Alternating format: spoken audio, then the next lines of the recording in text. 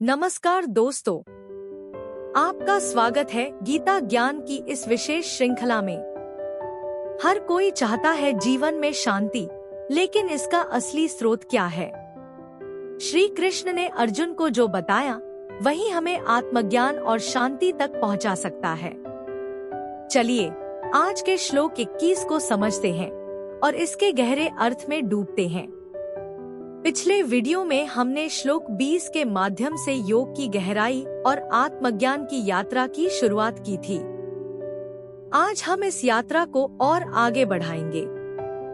श्री कृष्ण बताते हैं कि सच्चा सुख और शांति कहाँ से मिलते हैं। आइए श्लोक 21 की व्याख्या करें और जानें कि यह हमारे जीवन में कैसे प्रासंगिक है। हम लेके आए हैं आपके लिए एक खास ऑफर। अधिक जानकारी के लिए बने रहे हमारे साथ। श्री हरि बोलो। ग्रंथराज श्रीमद् भगवद गीता जी की जय। श्री परमात्मने नमः। गीता सुगीता कर्तव्या किमन्यः शास्त्र विस्तरया या स्वयं पद्म नाभस्य मुख पद्माद्विनीयः श्रिता। अथ ध्यानम्। शांताकारं भुजग शयनं पद्मनाभं सुरेशं विश्व आधारं गगन सदृशं मेघवर्णं शुभांगम। लक्ष्मीकांत कमल नयन योगिभिः ध्यान गम्यम वंदे विष्णु भव भयहरम सर्व लोकैकनाथम। यम ब्रह्मा वरुणेन्द्र रुद्रमृतः स्तुन्वन्ति दिव्यैः स्तवैर्वेदैः सांग पद क्रमोपनिषदे गायन्ति यं सामगाः। ध्यान अवस्थित तद्गतेन मनसा पश्यन्ति यं योगिनो यस्यान्तं न विदुः सुर असुरगणा देवाय तस्मै नमः। वसुदेव सुतं देव कंस चाणूरमर्दनम् देवकी परमानंदम कृष्ण वंदे जगद्गुरुम। भगवत गीता अध्याय 6 श्लोक 21। श्लोक 21। सुखमात्यंतिकं यत्तद् बुद्धिग्राह्यं तीन्द्रियम् वेत्ति यत्र न चैवायं स्थितश्चलति तत्वतः। उच्चारण की विधि। सुखम आत्यंतिकम यत् तत् बुद्धिग्राह्यम अतीन्द्रियम वेत्ति यत्र न च एव अयम स्थितः चलति तत्वतः। 21। शब्दार्थ। अतीन्द्रियम अर्थात इंद्रियों से अतीत, बुद्धिग्राह्यम अर्थात केवल शुद्ध हुई सूक्ष्म बुद्धि द्वारा ग्रहण करने योग्य, यत अर्थात जो, आत्यंतिकम अर्थात अनंत, सुखम अर्थात आनंद है, तत् अर्थात उसको, यत्र अर्थात जिस अवस्था में, वेत्ति अर्थात अनुभव करता है, च अर्थात और, यत्र अर्थात जिस अवस्था में, स्थितः अर्थात स्थित, अयम अर्थात यह, योगी, तत्वतः अर्थात परमात्मा के स्वरूप से, न एव चलती अर्थात विचलित होता ही नहीं। अर्थ। इंद्रियों से अतीत, केवल शुद्ध हुई सूक्ष्म बुद्धि द्वारा ग्रहण करने योग्य जो अनंत आनंद है, उसको जिस अवस्था में अनुभव करता है और जिस अवस्था में स्थित यह योगी परमात्मा के स्वरूप से विचलित होता ही नहीं। 21। व्याख्या। सुखमात्यंतिकं यत् ध्यानयोगी अपने द्वारा अपने आप में जिस सुख का अनुभव करता है, प्राकृत संसार में उस सुख से बढ़कर दूसरा कोई सुख हो ही नहीं सकता और होना संभव ही नहीं है, कारण कि यह सुख तीनों गुणों से अतीत और स्वतः सिद्ध है। यह संपूर्ण सुखों की आखिरी हद है, सा काष्ठा सा परागतिया। इसी सुख को अक्षय सुख 5वें अध्याय का 21वां श्लोक, अत्यंत सुख 6ठे अध्याय का 28वां श्लोक और एकांतिक सुख 14वें अध्याय का 27वां श्लोक कहा गया है। इस सुख को यहाँ आत्यंतिक कहने का तात्पर्य है कि यह सुख सात्विक सुख से विलक्षण है, कारण कि सात्विक सुख तो परमात्म विषयक बुद्धि की प्रसन्नता से उत्पन्न होता है। गीता 18वें अध्याय का 37वां श्लोक। परंतु यह आत्यंतिक सुख उत्पन्न नहीं होता, प्रत्युत यह स्वतः सिद्ध अनुत्पन्न सुख है। अतीन्द्रियम। इस सुख को इंद्रियों से अतीत बताने का तात्पर्य है कि यह सुख राजस सुख से विलक्षण है। राजस सुख सांसारिक वस्तु, व्यक्ति, पदार्थ, परिस्थिति आदि के संबंध से पैदा होता है और इंद्रियों द्वारा भोगा जाता है। वस्तु, व्यक्ति आदि का प्राप्त होना हमारे हाथ की बात नहीं है और प्राप्त होने पर उस सुख का भोग उस विषय, वस्तु, व्यक्ति आदि के ही अधीन होता है। अतः राजस सुख में पराधीनता है, परंतु आत्यंतिक सुख में पराधीनता नहीं है। कारण कि आत्यंतिक सुख इंद्रियों का विषय नहीं है। इंद्रियों की तो बात ही क्या है, वहां मन की भी पहुंच नहीं है।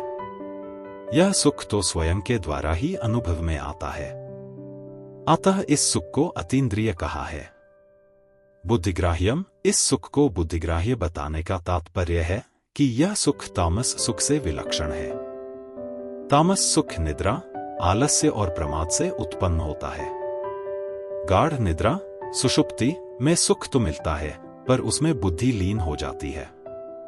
आलस्य और प्रमाद में भी सुख होता है, पर उसमें बुद्धि ठीक ठीक जागृत नहीं रहती तथा विवेक शक्ति भी लुप्त हो जाती है। परंतु इस आत्यंतिक सुख में बुद्धि लीन नहीं होती और विवेक शक्ति भी ठीक जागृत रहती है। पर इस आत्यंतिक सुख को बुद्धि पकड़ नहीं सकती, क्योंकि प्रकृति का कार्य बुद्धि प्रकृति से अतीत स्वरूपभूत सुख को पकड़ ही कैसे सकती है। यहाँ सुख को आत्यंतिक, अतीन्द्रिय और बुद्धिग्राह्य बताने का तात्पर्य है कि यह सुख सात्विक, राजस और तामस सुख से विलक्षण अर्थात गुणातीत स्वरूपभूत है। वेत्ति यत्र न चैवायं स्थितश्चलति तत्वतः, ध्यानयोगी अपने द्वारा ही अपने आप के सुख का अनुभव करता है और इस सुख में स्थित हुआ वह कभी किंचन मात्र भी विचलित नहीं होता, अर्थात इस सुख की अखंडता निरंतर स्वतः बनी रहती है।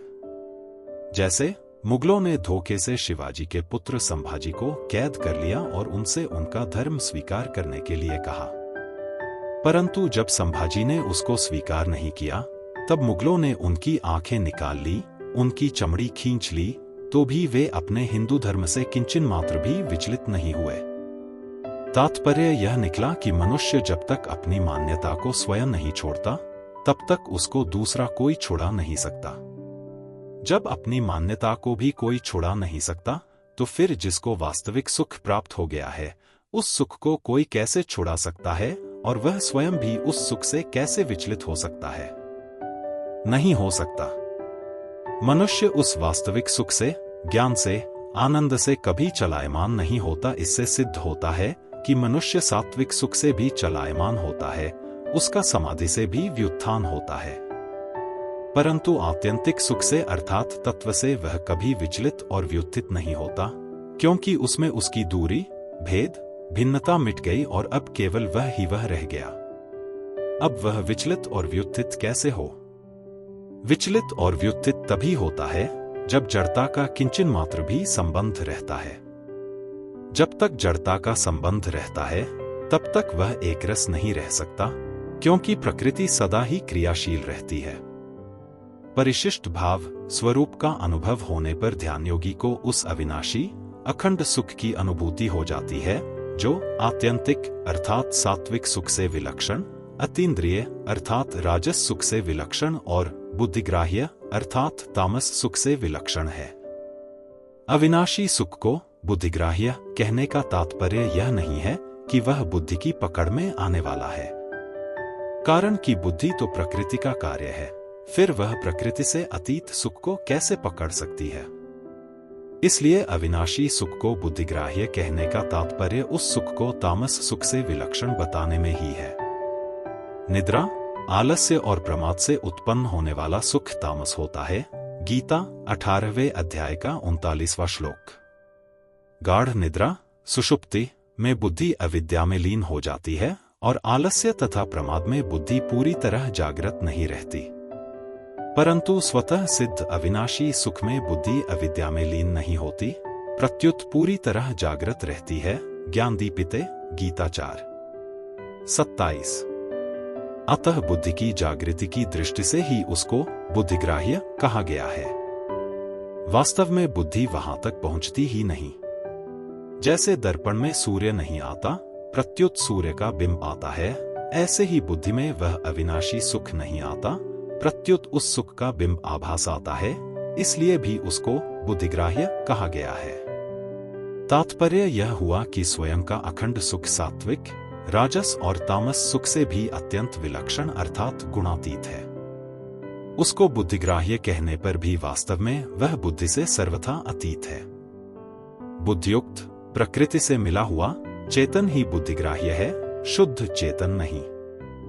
वास्तव में स्वयं प्रकृति से मिल सकता ही नहीं, पर वह अपने को मिला हुआ मान लेता है, येदम धार्यते जगत, गीता 7। 5। संबंध ध्यानयोगी तत्व से चलायमान क्यों नहीं होता, इसका कारण आगे के श्लोक में बताते हैं। कल के वीडियो में हम श्लोक 22 पर चर्चा करेंगे, जिसमें श्री कृष्ण सच्ची संतुष्टि और योग के परिणाम का वर्णन करते हैं। दोस्तों, आज का श्लोक आपको कैसा लगा? क्या आप भी ये मानते हैं कि भगवद गीता सिर्फ एक धार्मिक ग्रंथ नहीं, बल्कि जीवन जीने का एक पूरा नक्शा है? अगर हाँ, तो इस वीडियो को लाइक और शेयर करके अपनी सहमति जरूर बताएं। और हाँ, आपके लिए खास ऑफर में वाउचर और YouTube प्रीमियम जीतने का सुनहरा मौका है। बस चैनल को सब्सक्राइब करके QR कोड पर जाकर अपनी डिटेल्स भर दो और कमेंट करें। अगर आपके कमेंट पर 9 लाइक्स आए तो 2 महीने का YouTube प्रीमियम आपका। क्या बात है ना? https://forms.gle/cwmada7hk6zdndy6। याद रखें, हर समस्या का समाधान हमारे भीतर ही है। भगवद गीता का ज्ञान हमें यह सिखाता है कि हम कैसे अपने भीतर की शक्ति को पहचान सकते हैं और अपने जीवन को सफल बना सकते हैं। कल मिलते हैं एक और रोमांचक श्लोक के साथ। तब तक के लिए अपना ध्यान रखें और भगवद गीता की सीख को अपने जीवन में उतारते रहें। बोलो ग्रंथराज श्रीमद् भगवद गीता जी की जय। जय श्री कृष्ण।